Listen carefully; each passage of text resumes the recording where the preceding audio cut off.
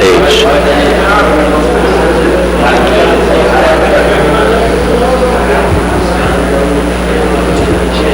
صلوا على محمد وآل محمد.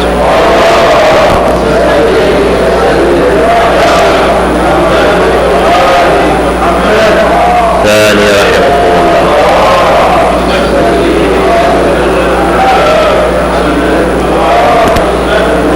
وثالث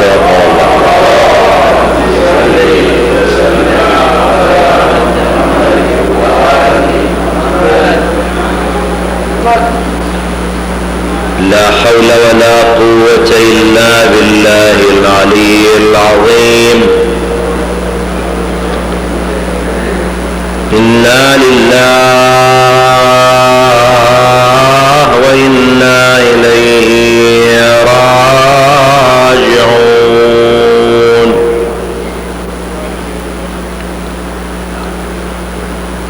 صلى الله عليك يا سيدي يا رسول الله،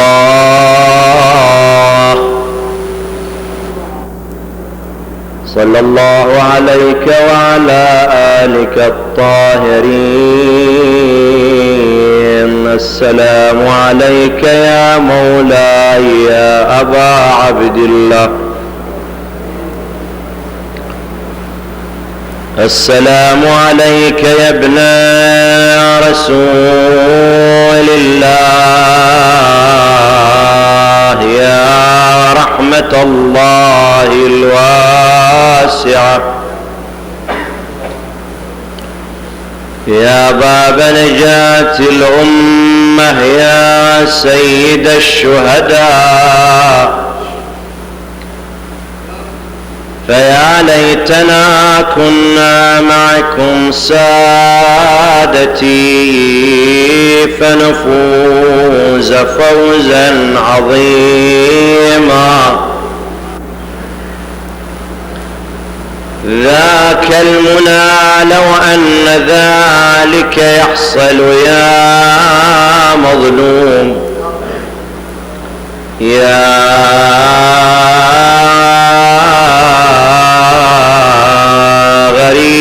غريب كربلاء.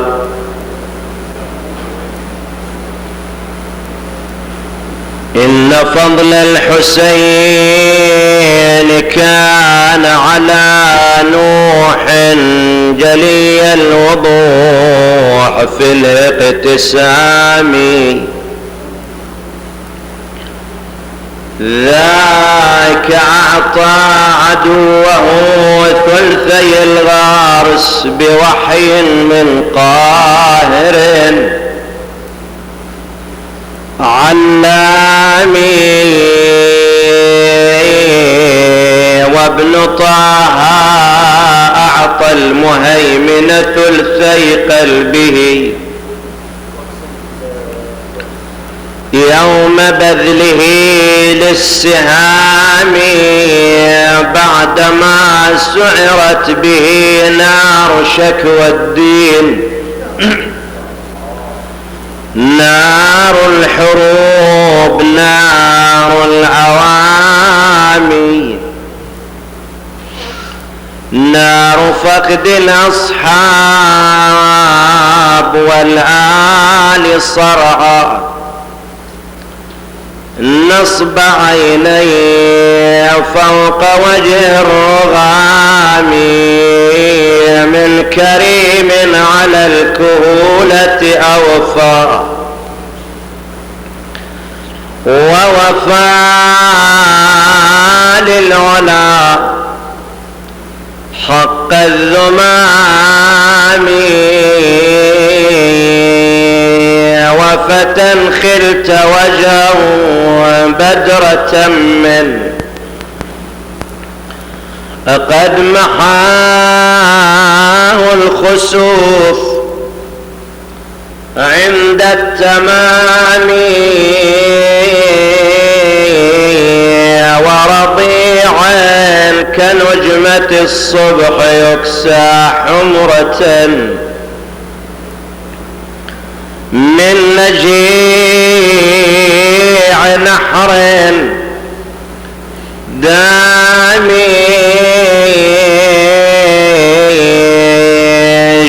الرباب تصيح يم جثة المذبوح، تقل يا ابو السجاد وين الطفل مطروح، تخاطب عزيز المصطفى وتجري دمعه، وكل ما تون الحرم معه، وتنعى وتنشد عن طفلها اللي فجعها. يا حسين قل لي وين صار الطفل مطروح؟ ونادت يا زينب ذاب قلبي والحزن زاد، في وين طفلي يا عزيزة كل الأمجاد؟ قالت روحي عن ابنك بالعجل لشدي السجاد، جت للعليل تناشده والقلب مجروح، وصاحت بنشدك سيد اخبرني بجنيني، افراق نحلني يا علي واعمل عالي، قالها اندفن يم الخيم لا تنشديني، مدفون ما ظل مثل هالاجساد مطروح، ولكن الامر لله،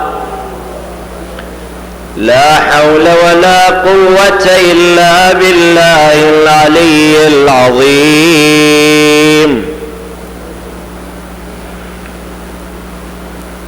قال مولانا أمير المؤمنين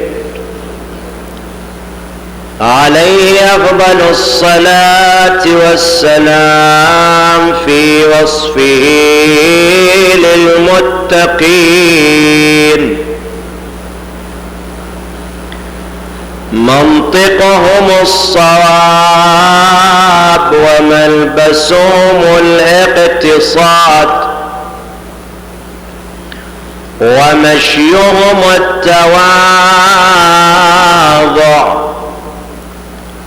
غضوا أبصارهم عما حرم الله عليهم، وأوقفوا أسماعهم على العلم النافع لهم.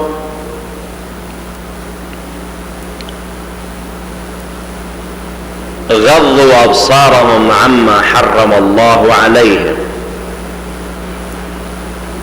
وأوقفوا أسماعهم على العلم النافع لهم، يعني أنهم نزهوا عيونهم وأبصارهم ألا يبذلوها في النظر المحرم، ألا يستخدموها في النظر إلى الجنس الآخر بريبة وشهوة،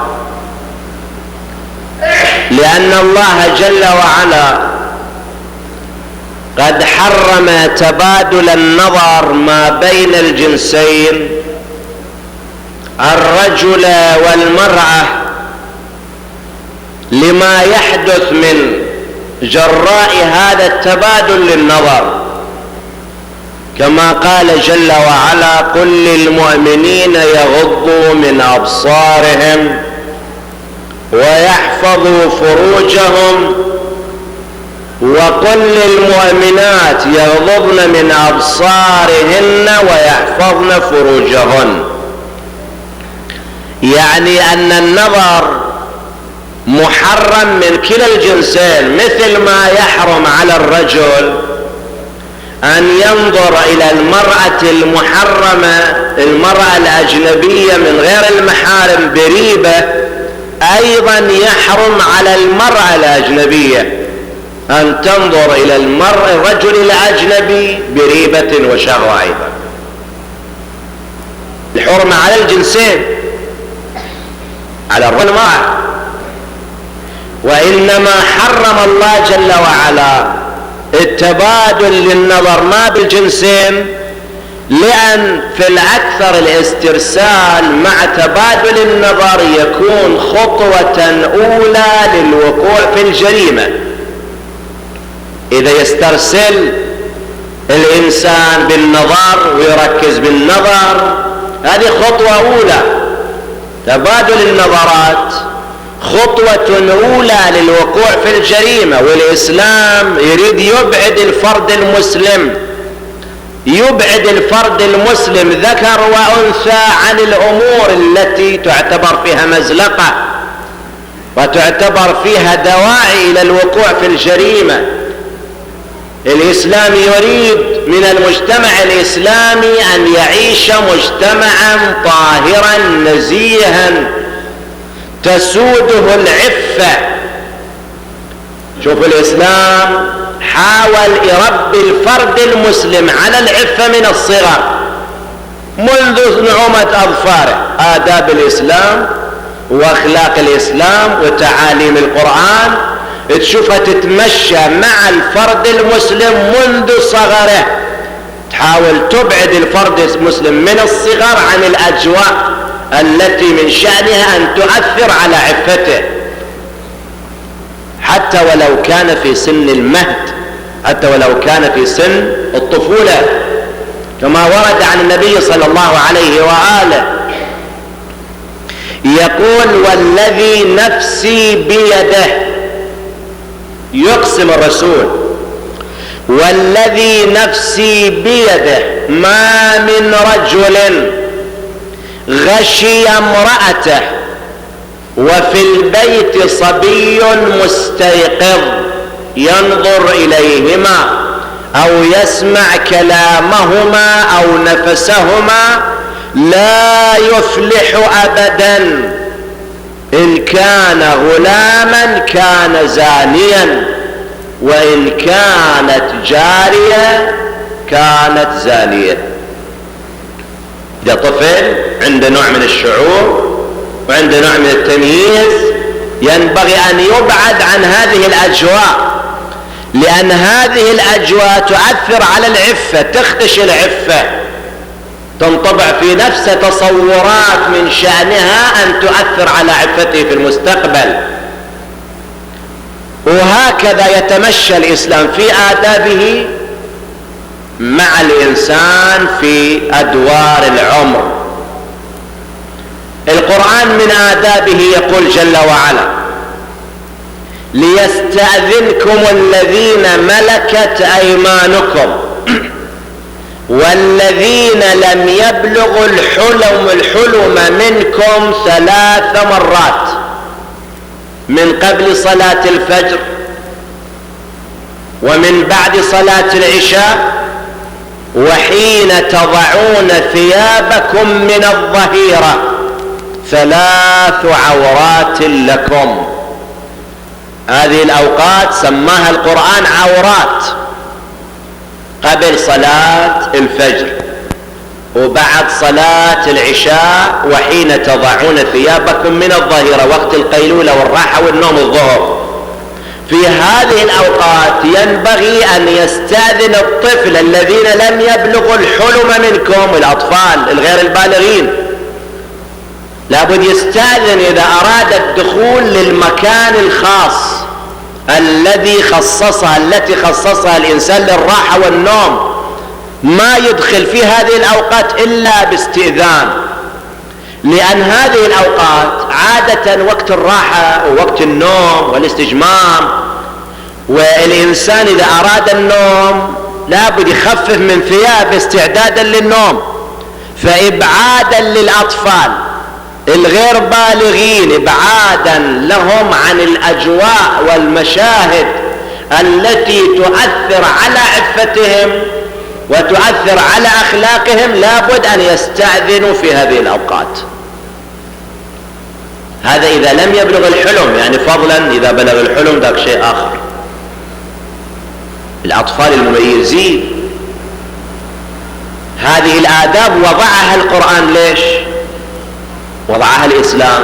حتى ينشأ الطفل منذ صغره، ينشأ على العفة، بعيد عن الأجواء، بعيد عن المزالق، بعيد عن الأمور التي تؤثر على أخلاقه وعفته. وهكذا يتمشى الإسلام مع الإنسان، كما ورد عن الإمام الكاظم صلوات الله وسلامه عليه يقول: علموا أولادكم على الصلاة من 7، وإذا بلغوا 10 ففرقوا بينهم في المضاجع. تدربه على الصلاة من 7. الصادق يقول: إنا لنضرب صبياننا على الصلاة من 7. تدريب وتعليم. وإذا بلغ سن 10 الطفل فرقوا بينهم في المضاجع، يعني لا يجتمع 2 على مضجع واحد على فراش واحد. كل ذلك إبعاد عن المثيرات، إبعاد عن الأشياء التي تؤثر على سلوك الإنسان وعفته. فإذا هذه القضايا الإسلام إنما حث عليها وأمر بها حتى ينشأ الفرد المسلم والمجتمع الإسلامي يكون مجتمع تسوده الطهارة، تسوده العفة، بعيد عن المزالق، بعيد عن الانحرافات. فحرم الله تبادل النظر ما بين الجنسين على هالأساس، حتى لا يكون تبادل النظر خطوة أولى للوقوع في الجريمة. نظرة، يقول الشاعر، نظرة فابتسامة فسلام فكلام فموعد فلقاء. ورد عن الصادق عليه السلام يقول: يعني النظر المحرم، النظر سهم من سهام إبليس مسموم، فمن تركه لله لا لغيره. يترك النظر لله خوف من الله وامتثال لأمر الله. فمن تركه لله لا لغيره أعقبه الله إيمانا يجد طعمه، يشعر بقرارة نفسه بالطهارة النفسية.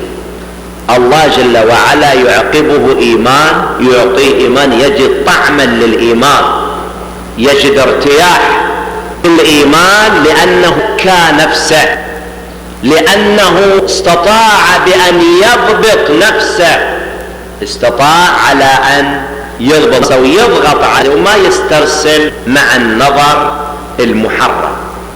غضوا أبصارهم عما حرم الله عليهم بعد، وأوقفوا أسماعهم على العلم النافع لهم.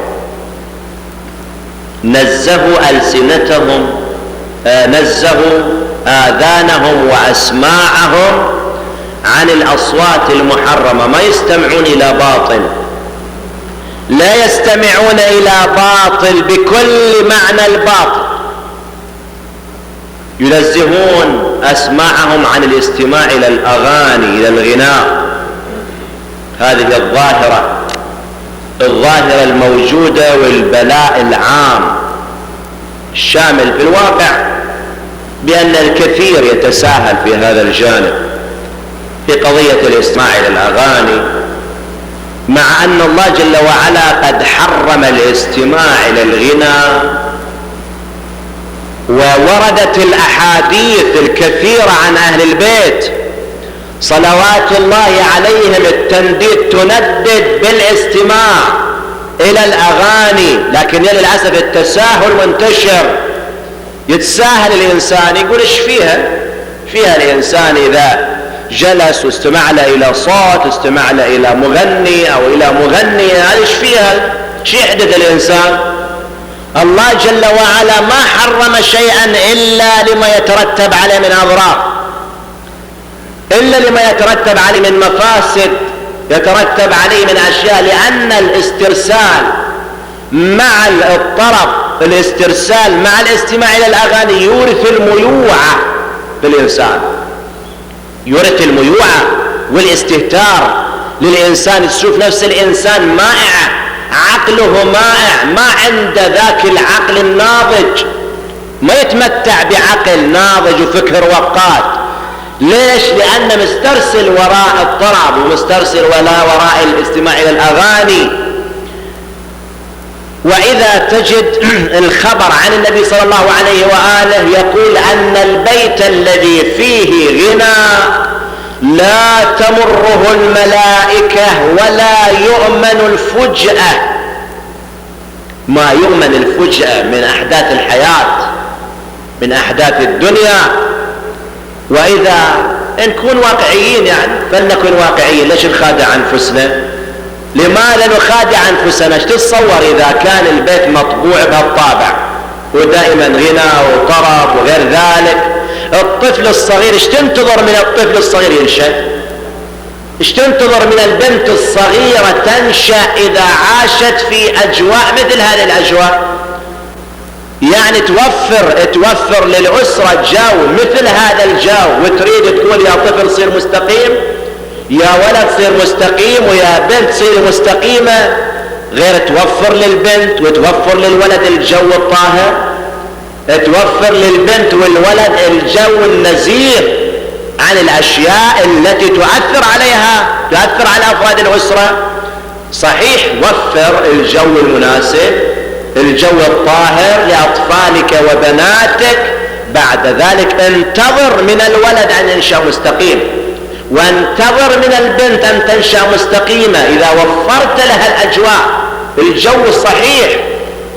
أما إذا كان الإنسان نفس رب الأسرة هو بحد ذاته ما عنده التزام، بحد ذاته ما عنده اللامبالاة، تعيش اللامبالاة، ما يبالي. على الأقل احترم أسرتك، على الأقل فكر في ماذا؟ في مستقبل أطفالك، في مستقبل بناتك، في مستقبل الأسرة.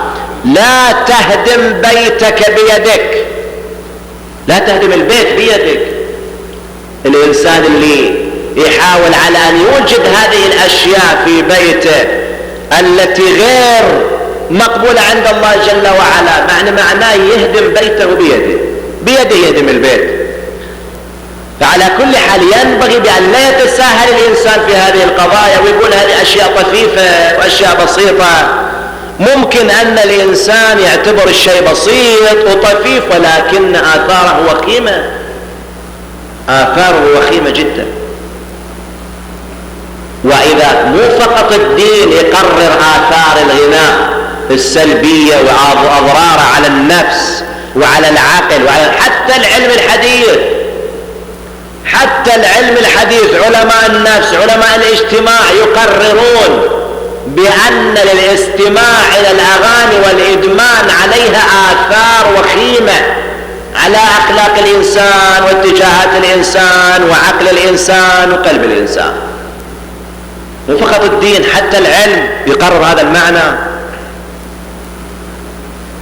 وأوقفوا أسماعهم على العلم النافع لهم، أوقفوا أسماعهم على الاستماع إلى الأشياء التي تبني نفوسهم ما تهدم نفوسهم. لأن قد يستمع الإنسان إلى شيء يهدمه ما يبنيه، والإنسان العاقل هو الذي يتطلب الكمال، يتطلب الأشياء التي تبنيه ولا تهدم، تبني ولا تهدم. الله جل وعلا يصف العقلاء بأنهم الذين يستمعون القول فيتبعون أحسنه. هؤلاء هم العقلاء الذين يستمعون القول، مو كل القول الصحيح، القول الطيب، لكن يختارون الأحسن دائما وأبدا. ليش؟ لأنهم يطلبون التكامل، دائما يسعى إلى الكمال باستمرار، ما يجمد على جهة على درجة معينة، دائما يطلب لنفسه الكمال من جميع الجهات. الذين يستمعون القول فيتبعون أحسنه، لأن عندهم استعداد وعندهم قابلية التأثر، أن يتأثروا بالكلمة الطيبة، بالكلمة الواعظة. هذا إذا كان عندهم القابلية، الإنسان إذا كان عنده قابلية أن يتأثر فيه الموعظة.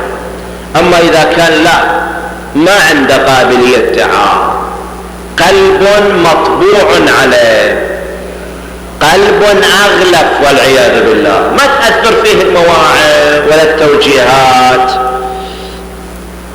ولو كانت من أعظم واعظ. أعظم واعظ يوجه له الموعظة ما يتعظ، ما يأثر. ليش؟ لأن ما عنده قابلية التأثر. لو كانت المواعظ البالغة تؤثر في القلوب العمياء لأثرت مواعظ سيد الشهداء صلوات الله وسلامه عليه في قلوب أهل الكوفة. كم خطبة ألقاها الحسين؟ كم موعظة ألقاها أبو عبد الله صلوات الله وسلامه عليه يوم كربلاء؟ لكن وجد المواعظ لا تفيد بمعشر، صموا عن النبأ العظيم كما عموا. وشلون قلوب يملكها هؤلاء؟ قلوب أقسى من زبر الحديد. بالله عليك، أي قلب لا يرق لأبي عبد الله لما وقف بذلك الطفل أمام الأعداء، طفل صغير يعرضه على القوم، دلع لسانه من شدة العطش، يطلب منهم قليلا من الماء. جواب القوم أن سدد حرملة بن كاهل سهما ورمى ذلك الطفل، ذبحه من الوريد إلى الوريد.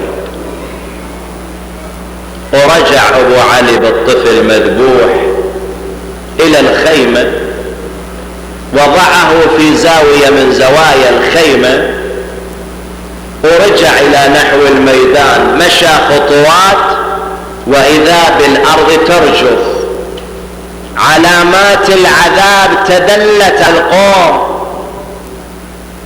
علم الحسين أن هذه آثار دعوة صدرت من إحدى النساء، رجع متداركا للأمر.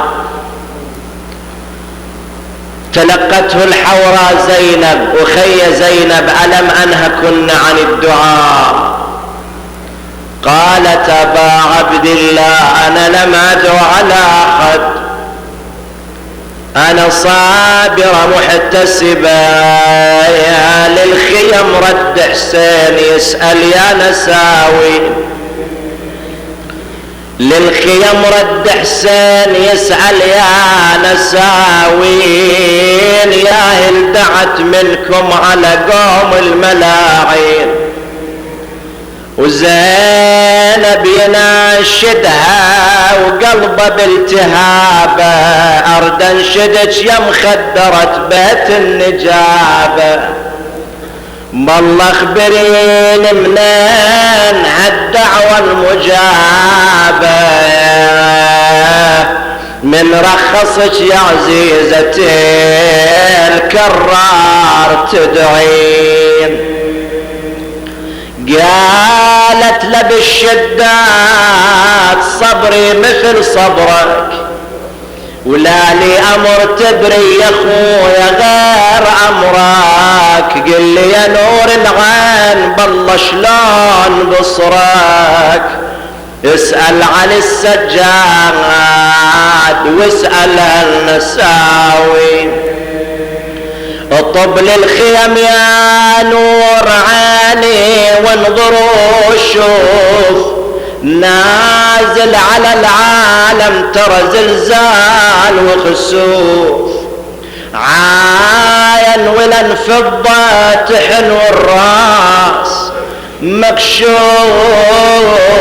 تقسم على الباري بشرف 6 النساوين والكون متغير وهي تجري دمعها تنادي يا رب بجاه من كسرى ضلعها وحسان رحمة ونقمة الباري دفعها وقالها يا فضة على الهضم لازم تصبرين منا يا فضة انتي ومحسوبة علينا صبر البلاء المصايبنا وبلانا اللي ابتلينا شفت شجر علمنا وشفت صبر ابونا سلم الامر لله يا فضة لا تجزعين حنت ونادت سيدي ما